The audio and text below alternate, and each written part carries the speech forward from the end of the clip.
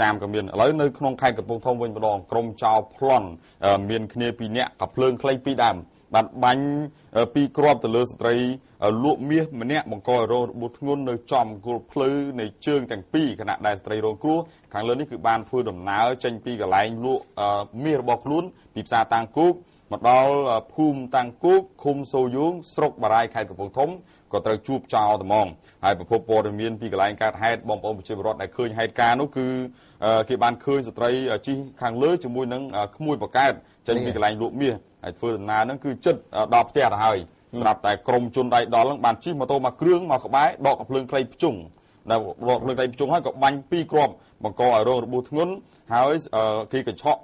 កន្លែងគេហៅថាដុំមាសនៅប្រដាប់កត្រកមាសលុយនៅហ្នឹងទាំងអស់ហ្នឹងគឺមានរហូតដល់ផ្លាទីន3គីឡូបាទផ្លាទីន3គីឡូមាស 7G លុយបាតហ្នឹងគឺ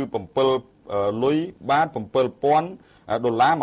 លុយខ្មែរចំនួន6-10លានរៀលដែរនេះបើតាមការបញ្ជាក់របស់លោកវរៈសេនីត្រីស្រីច័ន្ទស៊ីណាដែលលោកជាអធិការរងស្រុកបារាយលោកបានបញ្ជាក់ប្រាប់អ្នកសារព័ត៌មានអំពីការកើតឡើងហ្នឹងហើយ